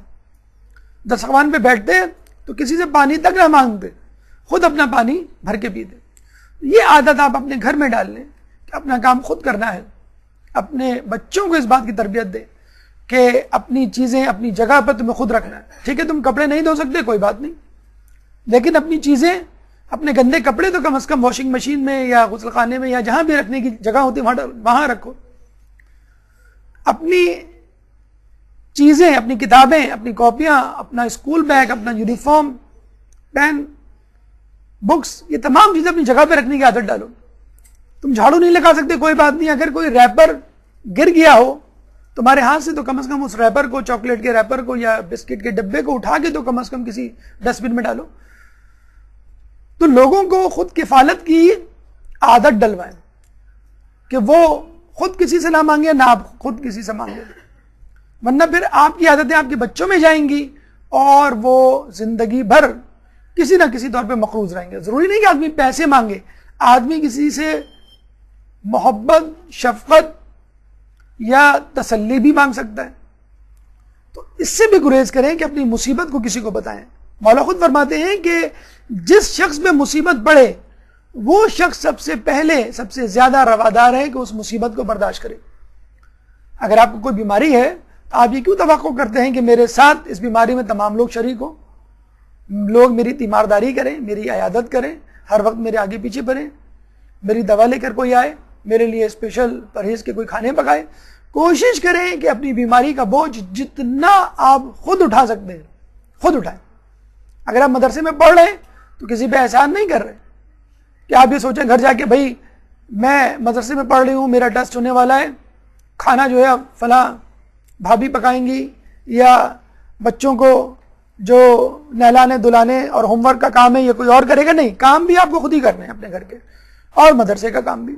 اپنا بوجھ خود ہی اٹھانا ہے۔ اگر کوئی اضافی بوجھ ہے تو اس اضافی بوجھ کی وجہ سے اپنے بوجھ کو کسی دوسرے پہ منتقل نہیں کرنا ہے۔ اگر آپ کو اہل بیت سے محبت ہے، اسلام سے محبت ہے، تو اس محبت کی قیمت ادا کیجیے۔ اب عمار یاسر مسجد نبوی کی تعمیر میں 2 اینٹیں اٹھا کے لاتے تھے، کمزور سے دبلے پتلے سے عمار یاسر 2 اینٹیں، لوگ ایک ایک اینٹ اٹھاتے تھے۔ تو لوگوں نے کہا عمار یاسر تم 2 اینٹیں کیوں اٹھا رہے ہو؟ عمار یاسر نے کہا کہ ایک میرے حصے کی اور ایک رسول کے حصے کی۔ دیکھیے ایک اضافی بوجھ رسول سے محبت کا ادا کرنا ہے خود، کہ بس اپنے دل میں یہ رکھ لیا کہ ایک میری اینٹ ایک رسول کی۔ اگر آپ کو اہل بیت سے محبت ہے، اسلام سے محبت ہے، تو اس کی قیمت آپ خود ادا کیجئے، کسی اور سے نہ مانگیے۔ امام فرماتے ہیں کہ جس نے خدا کی راہ میں ایک دوست حاصل کر لیا گویا اس نے جنت میں ایک گھر حاصل کر لیا۔ دیکھیے فقط دوست حاصل کرنا کوئی کمال نہیں، خدا کی راہ میں ایک دوست حاصل کرنا یہ کمال ہے۔ خدا کی راہ میں دوست کون ہوتا ہے؟ جو خدا کی راہ میں چلنے کے لیے آپ کا ہم سفر ہو۔ رسول اللہ شادی کے دوسرے دن جب بی بی کے گھر میں آتے ہیں تو مولا سے پوچھتے ہیں تم نے فاطمہ کو کیسا پایا؟ تو مولا کیا جواب دیتے ہیں؟ خدا کی اطاعت میں بہترین معاون۔ یہ ہے بہترین بیوی، یہ ہے بہترین شوہر، یہ ہے بہترین دوست جو خدا کی اطاعت میں آپ کا معاون بنے. کیسے؟ آپ کو اپنی برائیاں دکھائے، آپ کو نصیحت کرے، آپ کو مشورہ دے، امر بالمعروف و نہی عن المنکر کرے، نیکیوں کی طرف ترغیب دے اور برائیوں سے آپ کو بچائے. امام فرماتے ہیں جس نے خواہشات کا اتباع کیا اس نے دشمن کی تمنا پوری کر دی. ایک اور جگہ ہمیں ملتا ہے دشمن سے بہترین انتقام اپنی نیکیوں میں اضافہ کر کے کرو. یہ ہے انتقام. آپ کہتے ہیں نا کہ بغیر شیعہ افراد جو ہیں ہمارے دشمن ہیں، امام بارگاہوں پہ حملے ہو رہے ہیں، ٹارگٹ کلنگز ہو رہی ہیں، ہم سے نفرت کا اظہار کیا جا رہا ہے. اب آپ کیا اس کے بدلے میں آپ بھی ٹارگٹ کلنگ کریں گے؟ آپ بھی بم کے دھماکے کریں گے؟ آپ بھی کیا نفرت کے ساتھ؟ جنہیں آپ اپنی نیکیوں میں اضافہ کریں، آپ اپنے حجاب کو مضبوط بنائیں، آپ داڑھی رکھیں، آپ نمازوں کا اہتمام کریں، آپ روزے رکھیں، خوش اخلاقی کا مظاہرہ کریں، آپ جو ہے گناہوں کو ترک کریں اور اچھے انسان بنیں کہ لوگ کہیں کہ تم کس کے ماننے والے ہو، تمہارا مذہب کیا ہے، وہ کون سی طاقت ہے جو تمہیں صراط مستقیم پر قائم رکھی ہوئی ہے. تو یہ صفات پیدا کر کے آپ اپنے لیے جنت کی راہ بھی ہموار کریں گے اور اپنے دشمن سے بھی انتقام لیں گے اور اس کی تمنا ادھوری رہ جائے گی، یعنی آپ کو نیست و نابود کرنے والی. اور ویسے بھی خواہشات کا ارتکاب کرنے والا لغزشوں سے محفوظ نہیں رہ سکتا. دیکھیں خواہشات جائز بھی ہوتی ہیں، ناجائز بھی ہوتی ہیں. مثلا آپ کو اچھا کھانے کی جو ہے خواہش ہے، اچھے کپڑے کی خواہش ہے، اچھے گھر کی خواہش ہے، اچھی سواری کی خواہش ہے، اچھی چیزوں کا حامل ہونا، ان کی خواہش کرنا کوئی بری بات نہیں، لیکن ہر خواہش کے پیچھے بھاگنا یہ انسان کو اندھا کر دیتا ہے. پیسے کی دوڑ، مادیت پرستی کی دوڑ، گھر میں بہترین فرنیچر، پردے، کارپیٹ، ٹی وی، کمپیوٹر، آسائش زندگی سے گھر کو بھر دینے کی بھوک انسان کو پاگل کر دیتی ہے، اندھا کر دیتی ہے. پھر مرد حرام و حلال میں تمیز نہیں کرتا. نہ آپ اپنے شوہر سے پوچھتی ہیں کہ یہ پیسہ کہاں سے آ رہا ہے، نہ شوہر یہ فکر کرتا ہے کہ یہ حلال ہے کہ حرام ہے. اسی لیے روزوں کا جو حکم دیا گیا اسی لیے دیا گیا ہے کہ جب تم حلال سے بچ پاؤ گے تو حرام سے خود بخود بچاؤ گے. آخر میں امام فرماتے ہیں دل سے خدا کا قصد کرنا اعمال میں بدن کو تکلیف دینے سے زیادہ بہتر ہے. اس لیے ہم کہتے ہیں نیت زیادہ اہم ہے بنسبت عمل کے. اگر نیت اچھی ہوگی، عمل میں کوئی نقص ہے تو وہ معاف کر دیا جائے گا. لیکن عمل میں نقص ہے، عمل بہت خوب ہے، نیت ہی نہیں ہے آپ کی اس کام کو کرنے کی، تو پھر وہ عمل قبول نہیں ہوگا. یہ گفتگو امام کے حوالے سے اپنے اختتام کو پہنچی. اگر امام سے متعلق اس گفتگو سے موضوع سے متعلق آپ کے ذہن میں کوئی سوال ہے تو آپ کر سکتے ہیں. قبل از سوالات بھرپور صلوات. اللجن اللجن اللجن اللجن یا مولا اللجن اللجن اللجن اللجن اللجن اللجن اللجن یا صاحب الزمان اللجن